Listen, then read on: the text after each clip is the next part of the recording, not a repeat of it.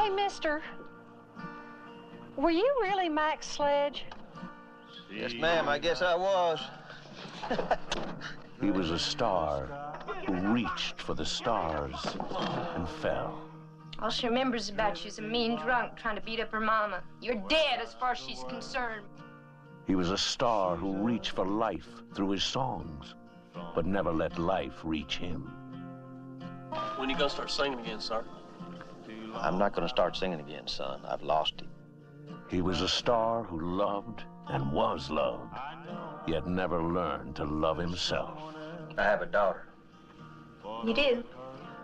She's 7 or 8 years older than your boy. Where is she? With her mama. Me and her mama are divorced. Would you all stop talking? I can't get to sleep.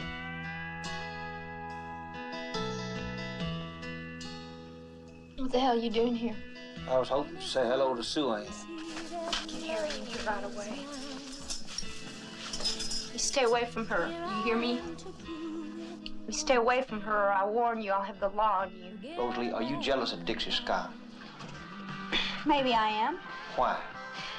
Well, because she's rich and famous and you used to be married to her. What happened to your money? I lost it. How? How? Too much Applejack. Would you think about marrying me? Yeah. You're the good things I threw away, coming back to me every day. You're the best it could ever be. You are what love means to me. You're the best it could ever be. He was a man unused to tenderness, yet seeking it.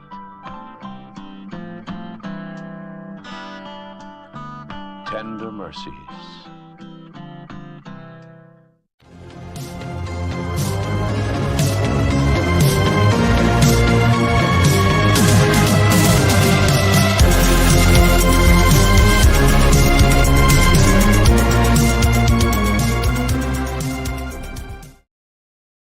Hello, everyone, and welcome back to the Movie Hero Network. This is Wheel of Movies, episode number 62. And tonight we are talking about 1983's Tender Mercies, starring Robert Duvall, in honor of Robert Duvall. I am Austin Pez Howell, and alongside, as always, Richie Goodacre, man. How's it going?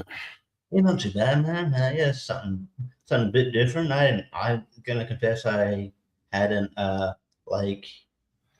maybe heard about this movie like once or twice, but prior to like us discussing it. But yeah, it was it was an interesting watch. Watch a movie that I didn't really know much about going in. So yeah, it was different. But yeah, so it's cool. It's good to sort of go for the less obvious pick sometimes of when you has to these in memoriam sort of episodes. Yeah, no, as kind of is part for the course here on Wheel of Movies. Yeah, this is the place where we have to end up doing our tribute episodes. We're kind of in the middle of an unfortunate streak right now because we just came off of doing Best in Show for Catherine O'Hara. Tonight we're doing Tender Mercies for Robert Duvall, and then we've already got to do Revenge of the Nerds for Robert Carradine. So we're in the weeds as far as the tribute episode. So hopefully, fingers crossed, nobody else leaves us, but we'll see what happens. But yeah, we're talking about Tender Mercies tonight, and I'm with you. It's a movie that I had maybe heard about once or twice in passing, but I didn't know much about. Then when I was looking up, Robert Duvall's career and his accolades, when we were, talking about what movie we wanted to do for this, and of course, you got the usual suspects of like, The Godfather or Apocalypse Now, or even The Apostle, the one he directed and starred in, things like that. And we were like, what's this little movie that he actually won the Oscar for, even though he's nominated like 6 times? Like the one he won for was this little movie that not many people talking about called Tender Mercies. And I was like, okay, that should be interesting. So we took a chance and we both watched kind of a blind spot of both of us. So not a bad strategy. Yeah. I think, sometimes it's good to do that. So yeah, why not? Why not? It was, I'm not gonna lie, it was just hard to find. I had to use my VPN because sometimes the tribute library can be different internationally. So I just went to I went to America, and then went Tubi there. Your guys' Tubi library is a lot more vast in general. Dude, our Tubi is insane. They have so much stuff, especially during, not the tangent to like these latter series, we do on the Movie Hero Network, but man, especially these 80s movies when we've been going through the 80s, like every other movie on the list is on Tubi. So it's been a lifesaver as far as knocking out blind spots. But yeah, it was on Tubi for us over here. So at least you had access to it. I was gonna wonder if make sure you had access to it before you did that. But yeah. But VPNs, no, we're not using VPNs to do maybe movies or not wrestling sometimes as well. Things like I mean, hey, like I don't know, is it maybe a legal gray area that many people promote them? It helps, it works. Don't geo-block things and be fine. Yeah. I mean, I'm paying for the VPN, so does that count? The one I have. So do I. Yeah, right. Go get it. Yeah. So we'll run some facts down about the movie, and then we'll kind of talk about Robert Duvall and sort of get into the movie. We're talking about Tender Mercies, March 4th, 1983. And the director is Bruce Beresford, who may not be kind of a common name known to a lot of people, but he has directed more than 30 movies over a 50-year career. So he's kind of sneakily had a very steady career in Hollywood. Not a whole lot of like super famous movies. His first kind of big one was a movie called Don's Party that he got a little bit of a thing. He's an Australian, by the way. I was going to say that. I realized, it hit me now. I'm like, wait, this is the Australian director. He's quite well known here. Yeah. He's from Paddington, Australia. So that's not even that far. If it's Paddington, Queensland, that's not even that far from. It's like half an hour from me. Yeah. He's a good Australian kid from Australia, and he broke out kind of with that movie. He did a movie called Crimes of the Heart. His most famous movie is actually 1989's Driving Miss Daisy, which won Best Picture that year. So probably his most famous kind of peak of his career. I mean he's done a couple of mostly kind of smaller movies. Maybe his most famous later one is probably Double Jeopardy with Tommy Lee Jones and Ashley Judd. The one where we discussed that they don't know what Jeopardy actually. Double Jeopardy. Yeah, they don't know what that actually is. Yes, correct. But he's even done some stuff. He did a IMAX movie called Sydney, A Story of a City about Sydney, Australia. He did. He's even been working all the way up to a movie called The Travelers from last year. That's right. I remember that. I've got that on my list actually to put in the library. It's got Brian Brown, if you know that.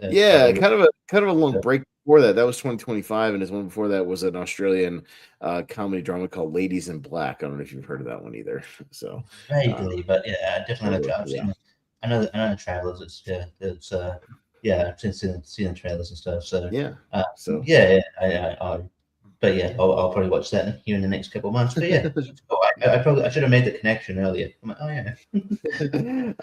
And it's written by a guy named Horton Foote, who ended up winning the Oscar for the screenplay of this movie.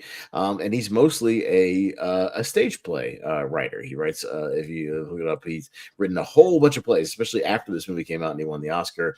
Ended up getting a lot more work. But you could see that, Richie, because this very much could play like a stage play. I think there's not a whole lot of like big set pieces. It's mostly set around this like motel, and then there's a country western bar here or there, like they're out front and by the gas station in front of the motel. There's not a whole lot of like big set pieces, so you could see this being like playing like a stage play, with just a couple of sets.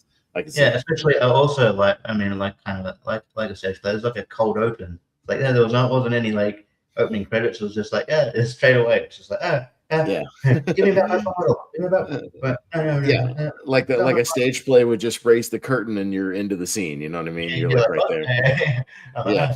There's no like present. There's literally no logos. There's no credits or anything. It's just like you get straight into it. Where like at the hotel. You're like, okay, shit. Yeah. So budget of 7.5 million, so a fairly low budget movie. Box office of only 8 million, so it didn't quite, wasn't like really profitable per se. Yeah. Maybe made a little bit. And then what happened is the movie came out of course in March, and then it was out of theaters a couple weeks later, and then the Oscars rolled around, and the movie like I said, was nominated for 5 Oscars, won 2, and they wanted to do a re-release of the movie the following year after it got kind of nominated. Put it back into theaters, because they used to do that sometimes. If a movie got some Oscar hype, but there was already a deal with HBO to premiere it on HBO, so they could not break that to then put it back in theaters. So that's kind of how it worked. But it became a hit on HBO, and it played quite a bit, and then got a lot of play on cable. So yeah, I was surprised I hadn't really heard of this one, but maybe it played on cable and I just missed it, or I just wasn't interested as a kid, when it was playing on cable. It's also interesting because we always think of it as like a new phenomenon of all the Oscar movies coming out a bit later on in the year, and not late in as opposed to the start of the year. So it's this is an example of a movie coming out at the start of the year, but still getting that nomination. So kind of like Sinners, kind of like Dune Part 2, both came out in March, April, and then we're able to hang around, with word of mouth. Get Out, I think came out in February. Yeah.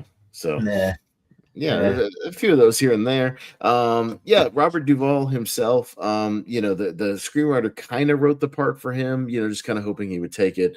But just had kind of him in mind when he was writing it.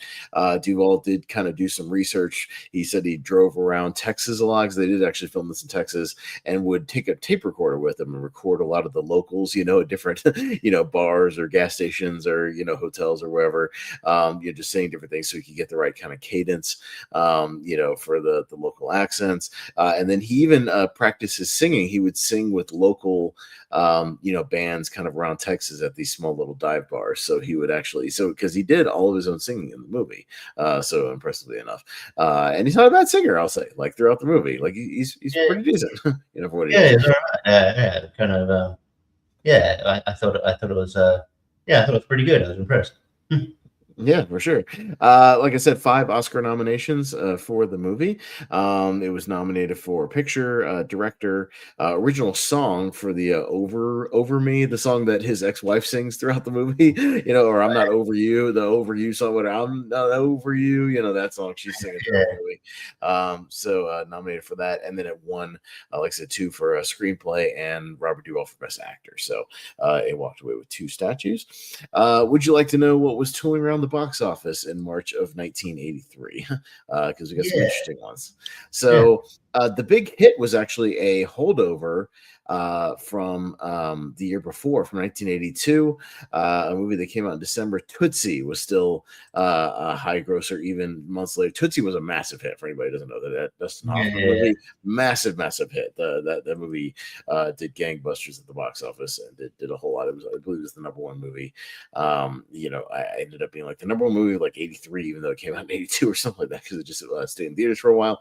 And I was gonna say, even from a holdover from June of the year before, still in theaters, E.T. was still in theaters making money. That's crazy. Yeah, that movie was a monster hit as well. Just enormous hit. Even maybe heading towards the 90s, if a movie came out in June, you'd start to see trailers on other videos of it getting released on on home video. So it would, to be still in theaters, you're like, holy shit, all right. Got a movie called High Road to China, which I've never heard of, a Warner Brothers movie. Gandhi, which came out in December, was still in theaters, doing pretty well. The Ben Kingsley movie, that he ended up doing well there. 48 Hours, the big first Eddie Murphy, hit from 1982. The movie kind of put him on the map, kind of out of SNL. A movie called Spring Break, The Man from Snowy River, which I think is a Western. The Outsiders came out around the same time and was starting to do well.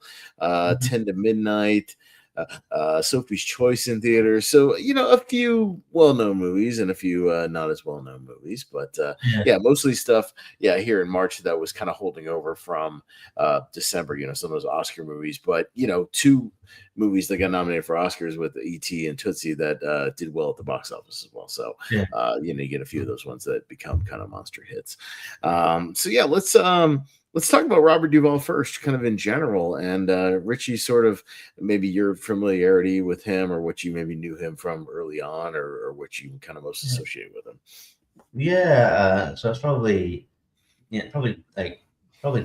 Godfather as when I first saw him, and then obviously then I'd see him like pop up in a lot of like movies. I don't know if I didn't see a lot of movies where he was like the lead necessarily. I haven't seen a lot of. There's a weird movie I would recommend checking out. I don't think it's good, but it's definitely a passion project of his. It's called Assassination Tango. But clearly, because there's this weird thing about Robert Duvall is I think he had a real passion for like tango dancing, right? And like I think he wanted to make a movie about it, but like these producers wanted them to make like a an action assassination movie. But clearly, like if you watch it, it's like they incorporated the two, but clearly halfway through they gave up on the assassination thing, and it's just like just a movie about dancing. It's like, what the hell happened to the other plot? But it's just a really bizarre movie. But yeah, it's interesting.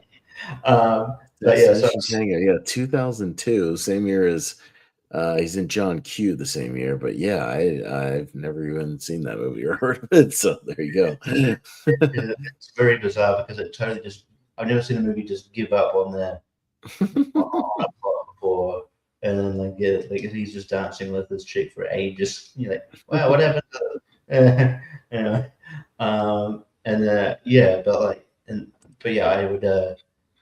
I sort of mostly saw him in like like sporting sporting roles when he was like obviously he's just one. I guess because of like age and stuff, he's just one of those actors that's always been old. So he's one of those guys, kind of like Tommy Lee Jones, or like middle Clint Eastwood, that just they looked 50 forever. I mean one of those guys, and it's not a knock on. He's just it's just different genetics back then, I guess. Some of these guys that just were born looking like they were just seasoned already. We'll say.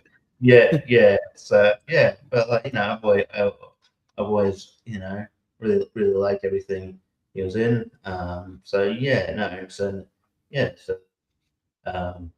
Like he's a huge presence on screen. So obviously he had a good run too. Like what, 94? Is it 94? 90, he was in the mid-90s anyway. So yeah, it's pretty good. So, and I think he hadn't really.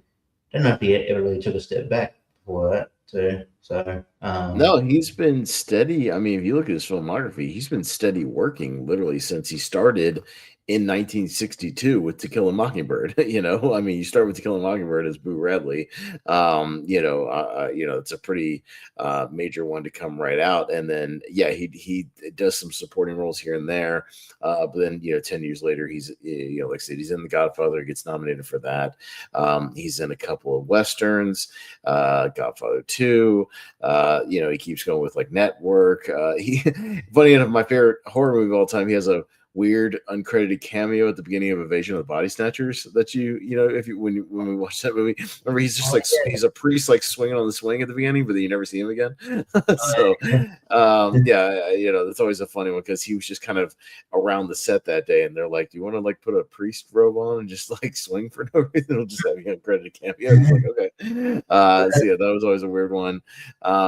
We talked about doing Apocalypse Now, because I love him in Apocalypse Now, and I think he should have won the Oscar that year for Apocalypse Now for supporting actor. He's so damn good for the 20 or 25 minutes he's in that movie. He just comes in, steals that movie outright. He's so great. But mainly we didn't do it because there's just a lot to unpack with Apocalypse Now to do it in an hour. We could do a whole hour on just the behind the scenes stuff and like not even get into the movie. So it's kind of tough to do. Yeah. I guess we'll try if it like popped up on the wheel organically, but yeah. If we did, we might have to carve out like 2 hours for it. Like it would have to be like an extended episode. Yeah, because there's so much to unpack there. But yeah, I mean, he obviously keeps working in the 80s, The Natural, Colors. Yeah, he does Days of Thunder with Tom Cruise, Newsies, Falling Down. I'm just rallying off a few of them, but yeah, he's in The Apostle, which he also directed, which I considered doing that one as well, just because I've never seen it. And I remember seeing like ads for it when it came out when I was a kid, all over the place in the newspaper and on TV. But so I considered that just because he also directed it. But again, he was just nominated for that. He didn't win.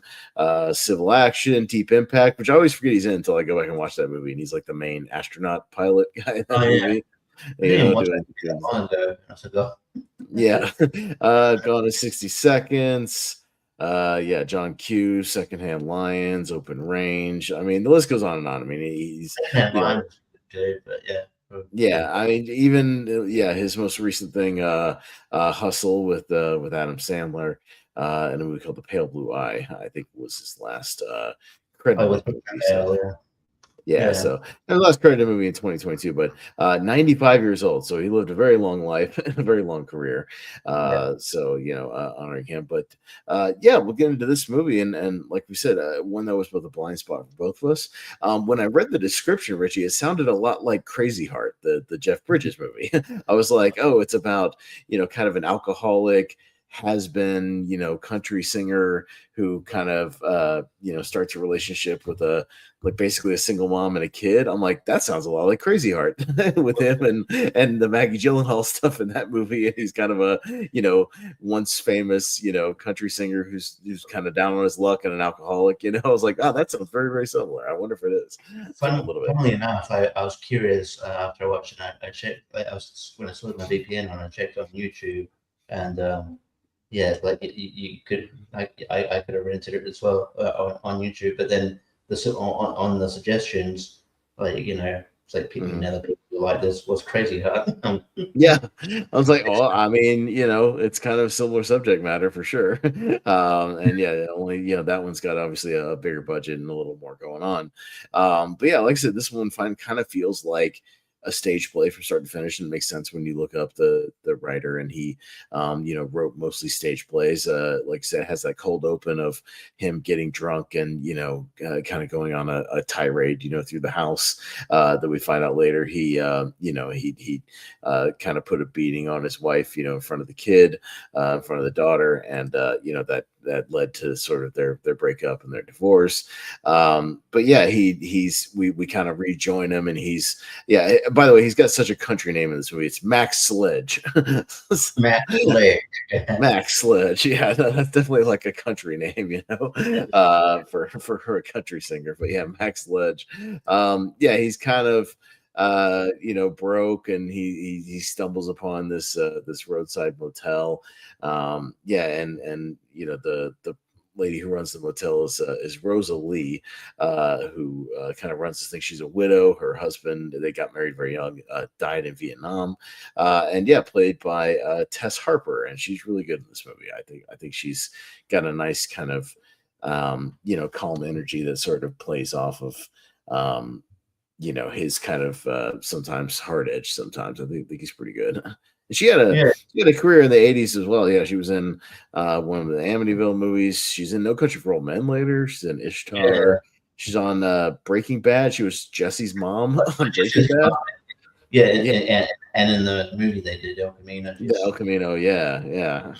So, so she's still working right now, but yeah, it's interesting that you get this like widowed mom running this little motel. It's not like a typical situation you see, with like kind of a single guy running the motel. I think it's kind of interesting for what it is. It's also interesting, like you don't see widowed mom that usually that young. It's like she's like probably only like in a maybe not even like early 30s here. I think they say she's around 30 or something, because they say he's like 15 years older than her or something. Like he's maybe like mid 40s, which makes sense. Something like that. Yeah. And that kid, by the way, is really sassy. That's a sassy kid throughout this movie. He's constantly like berating her with like questions about, his real dad and like, what are you doing with Mac, all this stuff. He's just constantly like nosy and in everybody's business, popping off his mouth. The kid looked like the kid from Liar Liar. Yeah. Like, man, he got the same haircut. I guess that haircut was even popular in 1983. Yeah, and lasted through the 90s. Yeah, he's got that kind of soup bully sort of parted haircut. Yeah, for sure.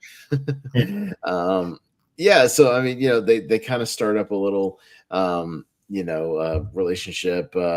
She gets him to kind of get off the drinking as long as he's kind of working there and earning his she basically offers him sort of a room and board if he'll help out with the the maintenance and the chores kind of around the motel and kind of the upkeep and whatnot. So it's a decent deal for him.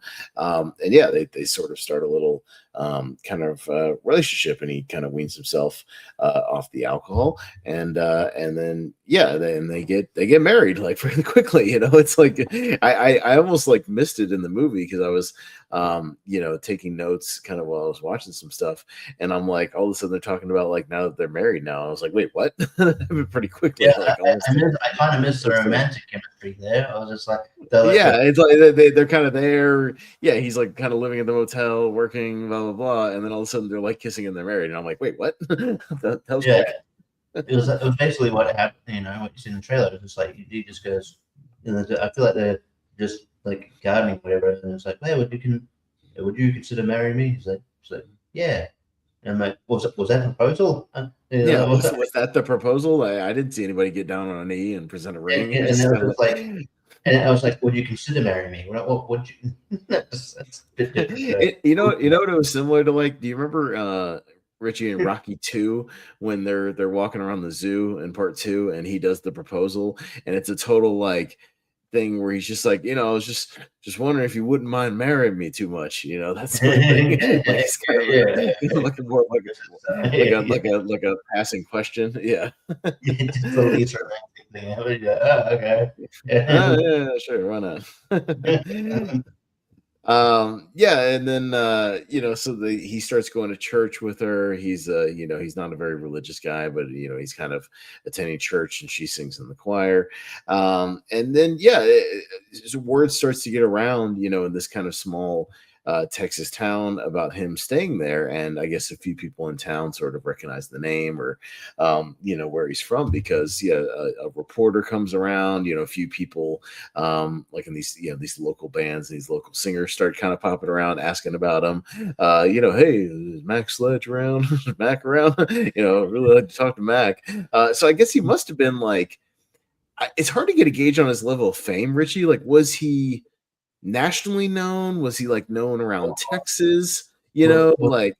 Was his wife more famous than him? I feel like I think it feels like his wife became more famous than him, if that makes sense. I think because when we cut to her singing her songs, it's not like the biggest venue you ever saw, but it seems like most people kind of know who she is, and she, at least it seems like, had a few hit songs, that became hits, and she's singing this one that's currently a hit, the Over You thing that she's singing a couple times in the movie. Most of her hits were songs he wrote. Yeah, songs he wrote, or like it seems like that it's a song that I can't. Is that the Over You, the one I'm not over you? Did he write that about her, or did she write that about him? It's hard to tell. It's hard to tell because I think they both feel like, I think there is different. Throughout the film, did feel like there is like still feelings, even though like they both kind of are trying to deny, they try to deny that there is like kind of to their respective significant others. But yeah, I don't know. I feel like it's I don't know. You can look at it either way. I think it's like he there's still something there. I don't know if he necessarily wants to be with her, but he kind of misses the kid or the kids that he had with her, things like that, or like the family dynamic. And Yeah. maybe she in some way kind of misses him, even though he, got drunk and slapped her around that one night, and did it wrong there. But yeah, they have kind of a weird tension in the couple of scenes they have, as far as like you can tell maybe there's something there, maybe there's not. But yeah, and I just wanted to shout out that's Betty Buckley, who plays the ex-wife, and yeah, she's also very much still working today. I know her as the creepy old lady from Imaginary. Imagine, yeah, she's creepy. She plays a creepy old lady a lot because she played creepy old lady in Imaginary. She plays the creepy old lady in The Happening, the one in the house with the plants. That's her as well. She's the therapist doctor in Split, the James Shyamalan movie. She's in that, and then even most recently, she was the older version of, I think, what's her name, Elizabeth Olsen in Eternity. It's this old joke. Yeah. So yeah, she is still very much working today, and she doesn't have like. It's funny. She's had a career that goes back to the 70s, but she only has like 20 credits, But she's got a decent amount of like known movies. I mean, her first movie, she's a teacher in Carrie, the Stephen King movie. So, and then she jumps, 7 years to Tender Mercy, gets an Oscar nomination, I think, and then she's in like Frantic with the Harrison Ford. She's in Wyatt Earp, the Kevin Costner one. But she has these like gaps in between her filmography, so I don't know what she was doing kind of in between. I guess she was working on television. If you scroll down, she's got a lot more kind of TV credits. So she was on Oz for a little while.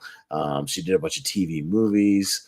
I think she's a prolific in theater as well, so she might have done plays. Yeah, she's got a huge. It looks like a huge British theater kind of resume, on stage. So, and she's an actual singer because she's got a discography as well. So she bounces around to different things. Yeah, it's pretty obvious when you watch the movie. I'm like, yeah, man, she's got some pipes. She's no, she does actually, and she does her own singing as well for sure.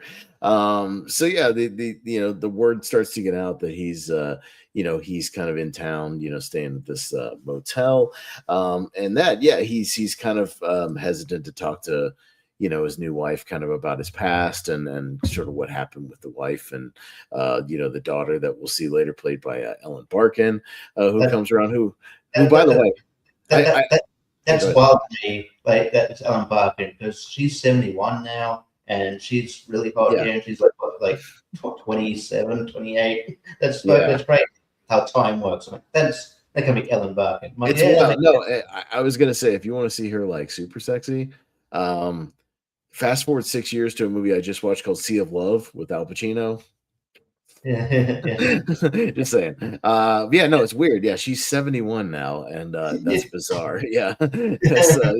She's playing like, was she playing like an 18-year-old here, or 20-year-old, something like that? She's like in the mid to late 20s here, but but she's basically playing like an 18-year-old here, and she's been working ever since the late 70s, early 80s, and she's had a again, a very, very busy career, always kind of steadily working. Not a whole lot of like, she's not I wouldn't say she's like an A-list actor or anything like that, but she's been a working actress for quite some time, even something as recent as The Outlaws, the action with the Tyler Spinell movie with Adam Sandler. So she's in that one, or produced by Adam Sandler, excuse me.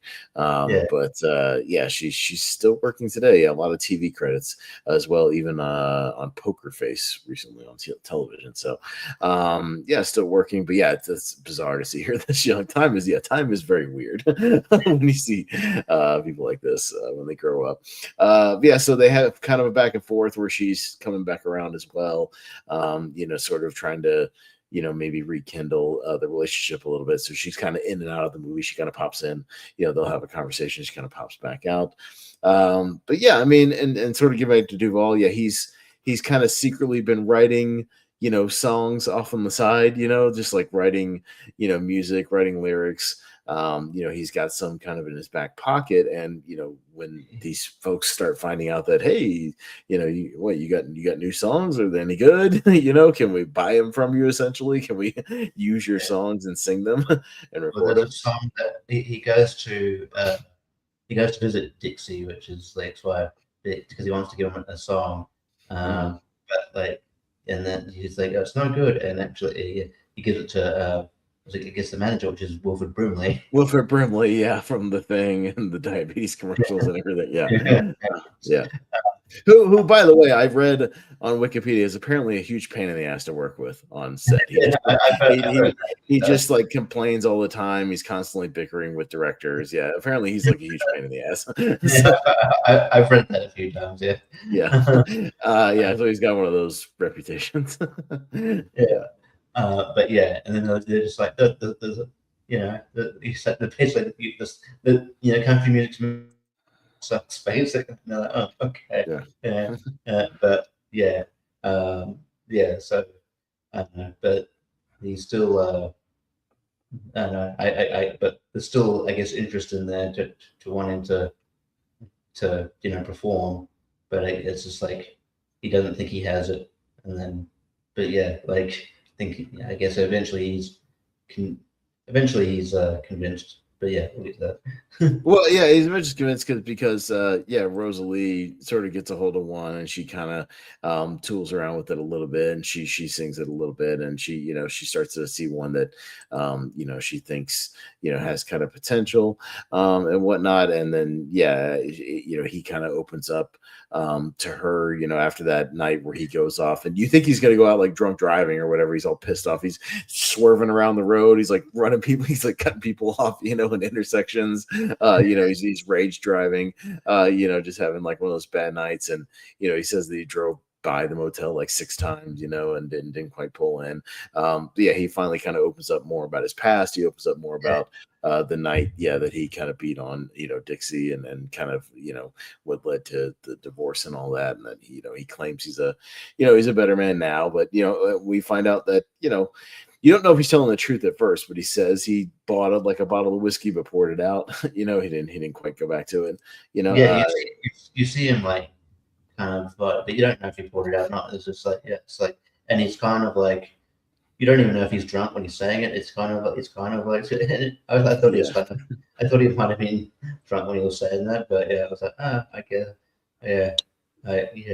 I guess I'll believe it, but I guess it'd be cliche to be like, but you're lying, you are an alcoholic. So I'm glad that they probably, they could have gone that route, but By the way, the kid's name in this movie is Sonny, which threw me off because in The Godfather, Sonny is the James Caan character, and they, Robert Duvall and him have a lot of like back and forth where he's like Sonny, it wasn't, it was just business, it wasn't personal. I kept waiting for him to say stuff like that to Sonny, just feel like, listen, Sonny, this guy's bullying you at the school. It's not personal, it's just business. Things like I tried looking at that guy. His name's the kid's name's Alan Hubbard, I think.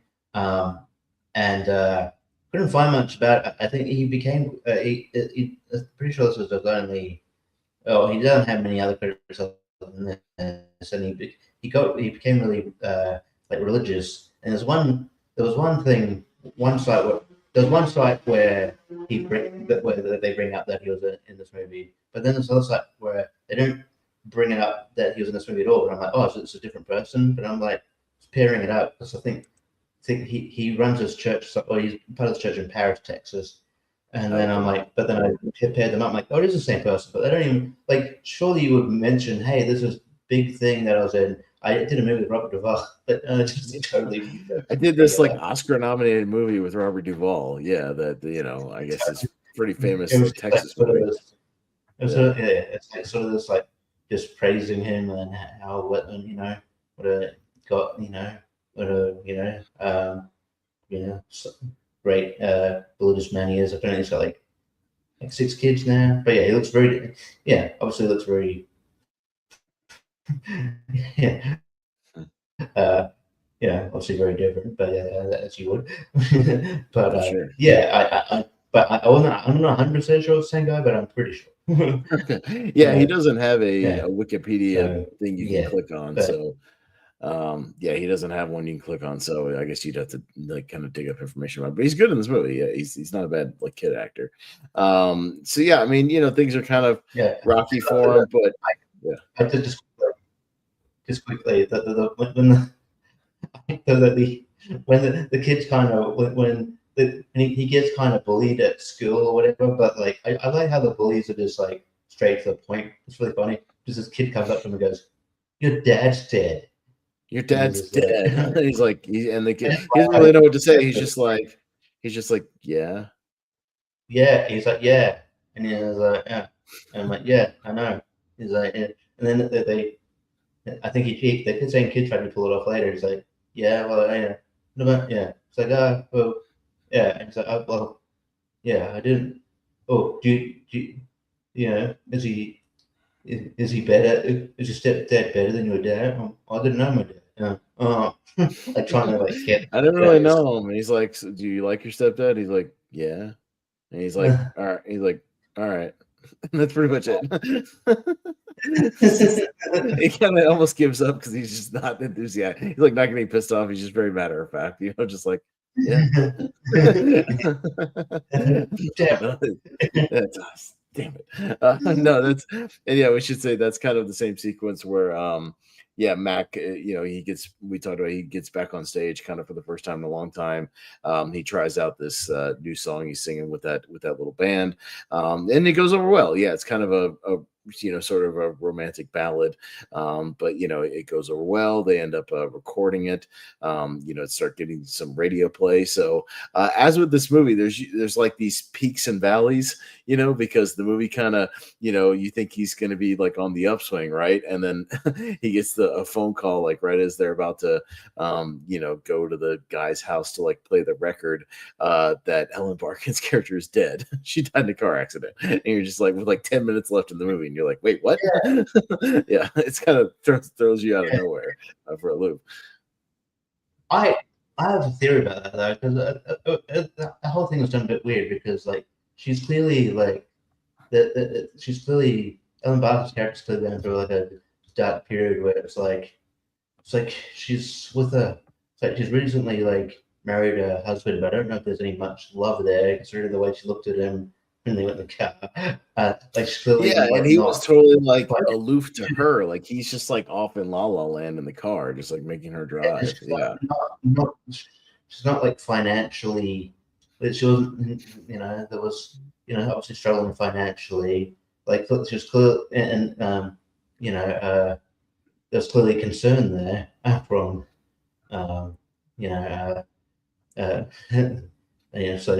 Mac's wife. So I'm just like, is was it a car accident or did she? Like, she just like run herself into a pole or something? Yeah, I am worried. I wonder because we find out what happened. Like what happened with the actual husband. I feel like it would make sense to throw out if she just went fuck it. Like because like she was also meant to. I think she was meant to meet up with. And then like because he was like, yeah, I'll be here at 2, and he wasn't. So yeah, I don't know. I just got the theory that like it wasn't.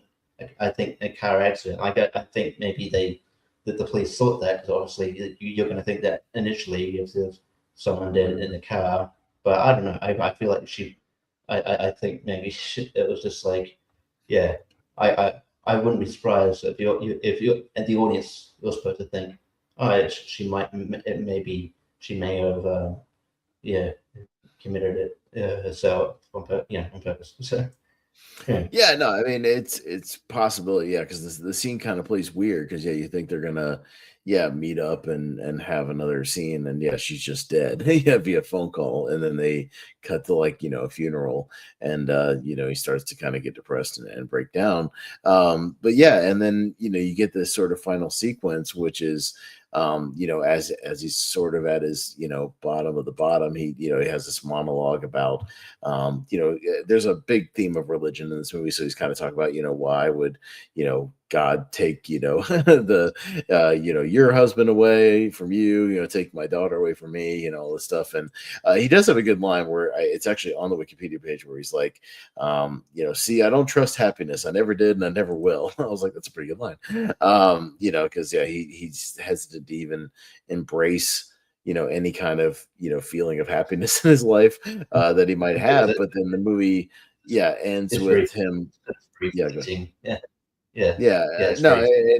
Yeah, and he's the final sequence is him getting a football for Sonny, and they're kind of like just tossing the football around, and it seems like he's at least somewhat happy, although even though the daughter's been dead for a couple of days. But there's a I guess there's a realization that maybe like he can start kind of this new chapter in his life with this new family, so maybe there's some kind of hope there, to start over. But I mean, I guess I'd say that sort of message is like, you can you're allowed to be depressed for a while in that circumstance, in that tragic circumstance, like But I understand, like if things sort of pile up where it's like you feel like it's like that if you don't believe in happiness, but like I feel like being content is probably something that he is like. I think maybe striving to be content is probably more in the moment is probably more feasible than try to like find this like sort of elusive sort of happiness where that's like long lasting, that everything's going to be really good. So I think maybe he was just sort of maybe at peace and going, okay, well, I've got this good relationship with my stepson now. Don't think I'm weird, and we can move forward. But it does seem like it was, I mean, movie's got a movie and it's got to finish soon. So but like it wouldn't, you'd be forgiven if he had, took maybe at least a few weeks, even a month to grieve first. But it's still lived on like a positive note.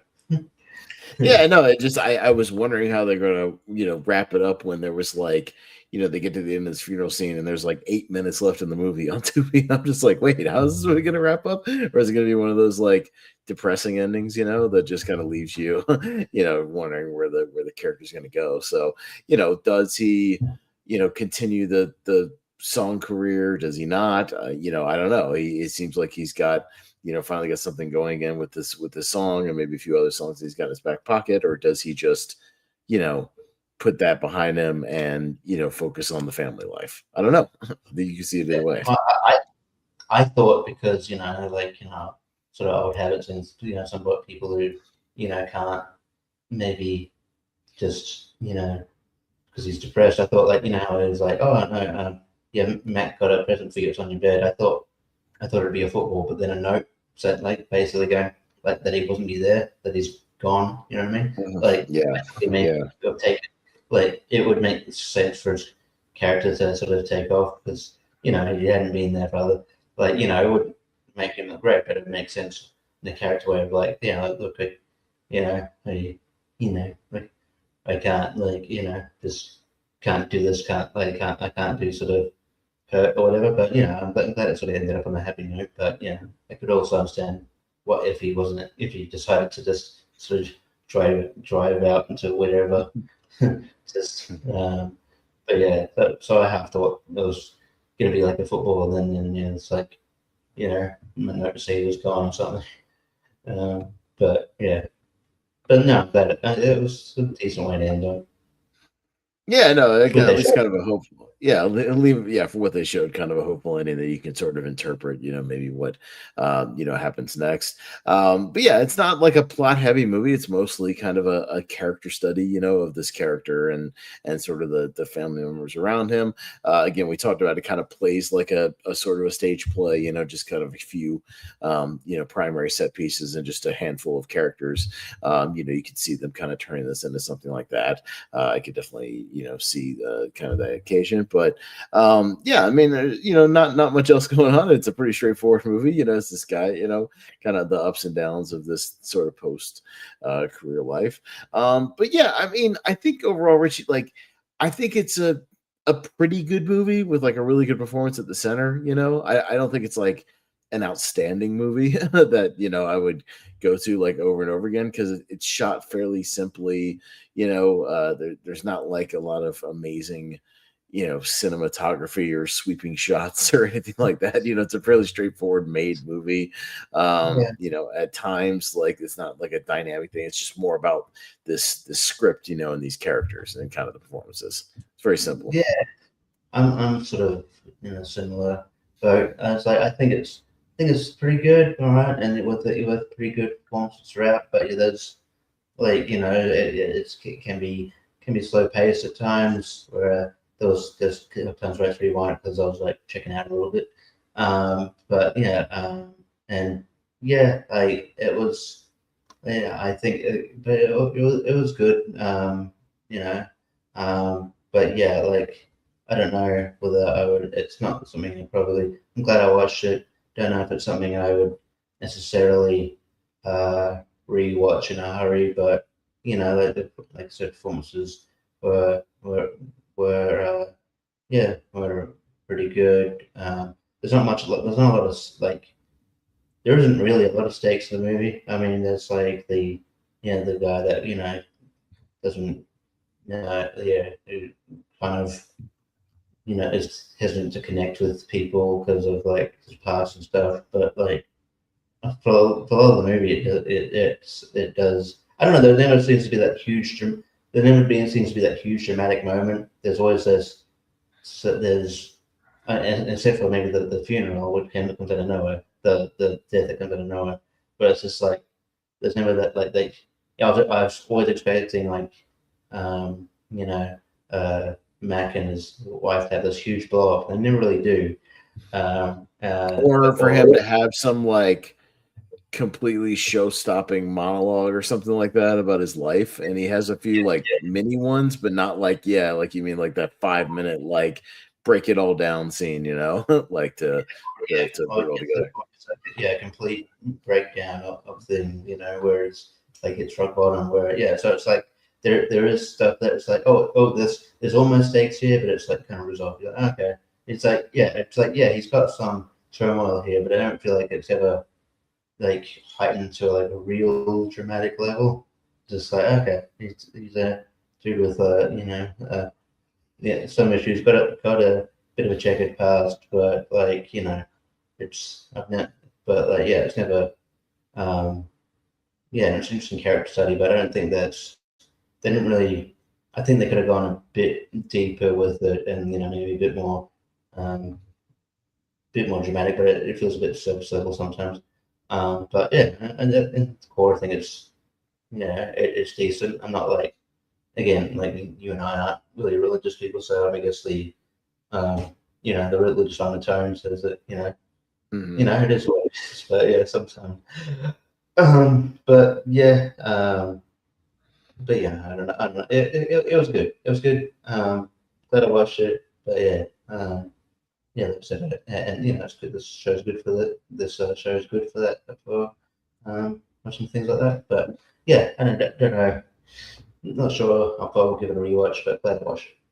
Yeah, no, and I was gonna say he won if that year over some acting performances I'm not familiar with. He beat out Michael Caine for Educating Rita, Tom Conti for Reuben, and he beat out two different actors for the movie The Dresser, which I haven't seen either, Tom Courtenay and Albert Finney. So, and then as far as Best Picture, it was the year of Terms of Endearment. I don't know if you've ever seen that movie with Jack Nicholson and Shirley MacLaine and all those folks.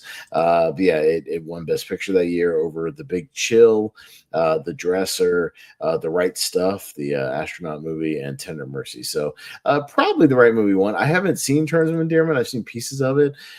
It's coming to my Regal Theater this month for the Oscar month, so I might actually go see it because it's also an 83 movie. So before our 83 letter series, I'll go check it out. I mean, I've heard good things about it, so I might go check it out that year just so I have it kind of under my belt.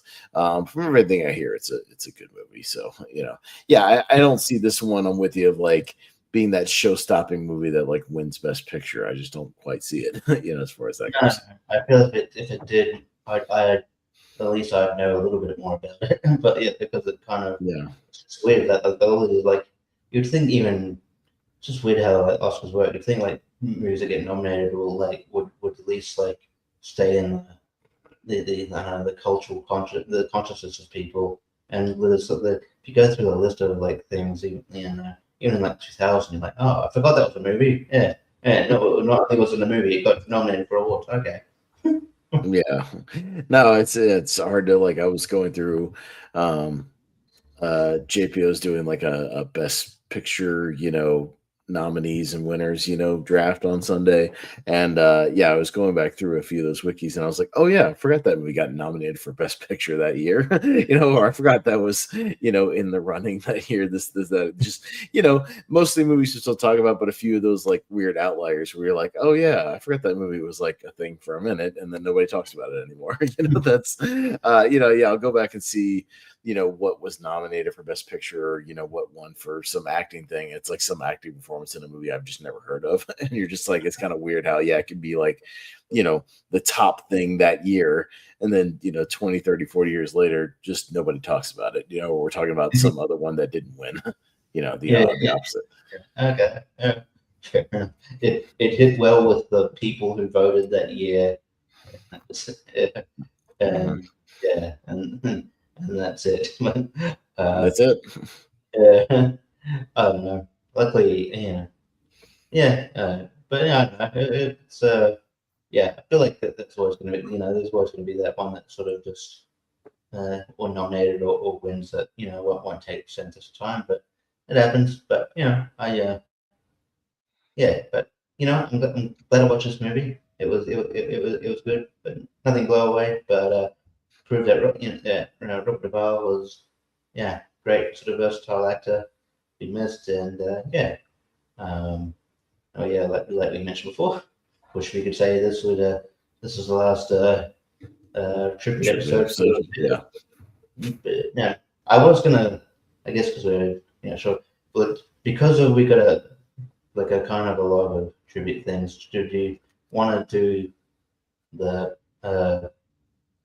do you want to do Wheel Movies next week as opposed to like the Yeah, no, I was actually thinking about that. Yeah, I'm totally down to doing Wheel Movies next week if you want to knock out the other tribute episodes, since we took kind of a week off of that because of me going on vacation. I'm fine with that. And then 2 weeks after that we can do Parasite, which will actually work out perfectly because my Regal is actually showing Parasite as part of the Oscar month at my Regal, like that week in between. So my rewatch can actually be in a theater, which is cool. I mean, I own it on Fandango, but still, watching it, rewatching the theater, that's cool. So that might work out kind of perfectly, actually. So I'm down for that. And Revenge of the Nerds is one of those movies that like I'll probably end up rewatching it, but that movie's burned into my brain because I've had it ever since I was a kid on VHS. So like that movie is line for line in my brain. Like I would not even need to, rewatch it. But I will anyway. So just because. I'm down with knocking that one out as well next week, and then we can kind of take a week off of there and then come back with Parasite. I'm down. Yeah, sounds good. And then we'll talk some foreign cinema. We don't talk a lot about foreign movies on here, so we'll talk about a South Korea kind of thriller, so that'll be interesting. In South Korea, they churn out a lot of good movies that part of the world. So there's actually quite a few that could delve into. But Parasite is definitely one of those ones that I'm pretty sure like multiple people had it on their one, like 128 or whatever, or after 128. So it was bound to show, it had a good shot of showing up eventually. Glad to knock it out now, and should be a good time. I'll be cool. Hopefully, hopefully I don't know how many culture people in the community, but hopefully there's a few foreign films on this wheel. So I guess I don't mind doing foreign films. I mean, I think stuff like, speaking of Korea, I would imagine Old Boy's on there somewhere. Maybe we'll get to do Old Boy, or I'm sure there's a couple of Japanese movies here and there. I'm sure there's Malcolm probably has a couple of New Zealand movies on there. There might be a Spanish film or two on there. I'm sure there's a few things. I'm thinking about like more recent ones. But I'm thinking like maybe like things like was it Anatomy of a Fall and things like that. Maybe I don't know. That's the beauty. Is like I don't. It's impossible to recall everybody's like list. So it's like, oh, that's something. And sometimes I do remember that I put a lot of like guilty when I put like a lot of things up. I redid the list, put stuff, gave stuff to Jordan. I just put a lot of guilty pleasures on there, so not necessarily great movies, but they'll be fun to talk about. So I'm glad. I when I do the wild cards and stuff too, I try to at least I'll do a few from sort of my top 12, maybe of that year, but just kind of the fun ones that we could talk about if they happen to pop up. And then if I put just other random stuff, it's always something like that we could talk about for an hour. Nothing like drawn out or always like entertaining stuff that we could talk about fairly thoroughly. So I keep that in mind when I do that as well. So so that's what we'll do kind of upcoming. We'll hit Revenge of the Nerds next week. We'll kind of another tribute episode, but a much lighter movie, just kind of a teen sort of college sex comedy, sort of thing for 1984. And then 2 weeks later we'll hit some foreign cinema, but we'll talk about the Oscars again because Best Picture winner Parasite. So Best Picture and Best Foreign, which first one I did in a while. I think that's the first of its kind to ever do that. I think I would have to fact check that, but I wouldn't be surprised if that was the first one that ever did that. So we could talk about the controversy about that and all the stupid incels online that were pissed off about that, which is dumb. Oh my god, how could a foreign movie win Best Picture? That's ridiculous. It's a movie. That's all you have to be. If you movie, you just have to be a good movie to win Best Picture. It's a movie. I didn't care. It's fine. Like I just wasn't up in arms. Like, oh, whatever. So, well, I'm sure we'll talk about that because I may even dig up some of those quotes and stuff from then, and we'll hash through some of those. So we'll start to wrap it up for there. Anything you want to plug or throw out there before we go? Lonely Marks here in just a bit under 20 minutes or so. Recapping Elimination Chamber, that the fallout from Raw, talk some Danhausen, and boy, they completely redeemed that entrance with his segment on Raw. We'll talk about that. His segment on Raw was fun. I may or may not have watched it like 20 times. It's fucking it's amazing. Danhausen's. So fun. And talk about that. And I'm on appears all the time on other tribute spaces in JPOs, Ace, Web of Horror. Pop up on 25 time. So check that out. And yeah, for sure. And I'll also be on Lonely Marks Wrestling Podcast here in just a little bit. I'll link it in the Movie Hero Network Facebook group. You can find a link over to it in there. I'll be on a couple of times with Ryan Purmison this month for his And I Quote channel watch-alongs. It's the month of Mission Impossible. So the 3 Mission Impossibles that are celebrating anniversaries. So I've got the original one on Friday, the 30-year. That movie's 30 years old. Is that not a head trip as well? Speaking of time, that the original OG Mission Impossible is 30 years old. That's kind of wild. Mission Impossible 3, which you and I are big fans of. And then Mission Impossible Ghost Protocol also celebrating a anniversary. So a couple of those in a row that I may not be a part of all of them. I'm probably at least 2 of them, something like that. Doing that. Like I said, I'll be on JPO's Pierce Co channel on Sunday night doing another one of his Oscar drafts, and we'll be drafting the actual actual movies from the past 10 years that were nominated for Best Picture. Yeah, wild stuff that I'm like, hey, I could draft The Martian. I forgot about that. You know, I could draft, you know, comedy, The Martian. yeah. So I mean, you know, just stuff like I can draft The Substance. You know, just kind of some of those ones you kind of forget about. You're like, oh yeah, I could draft Mad Max Fury Road. That's cool. So, I could, yeah. So we'll be doing that on Sunday night, and then yeah, as far as on the Movie Hut Network, next week we start our next sort of mystery series, the 4 parts that we do, and it's all going to be movies based on a true story. So that could be interesting. And we say based on a true story kind of loosely, because some of these are like, well, you know, there's like real people in the movie. Did it actually happen? Maybe. You know, did it go exactly like they said? I don't know. Did Space Jam actually happen? I mean, that is Michael Jordan. And he did, you know, retire from the Bulls and play baseball for a little while, you know, and then came back to the Bulls. That all happened, but he didn't play with aliens in between, you know.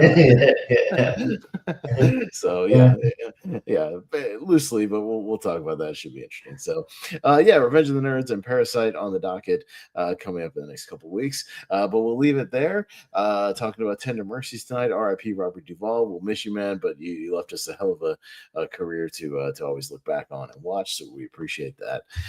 Yeah, we'll wrap it up there. So yeah, for Richie Goodacre, I am Austin Pez Howell, and we'll see you guys next time on the Wheel of Movies. Bye.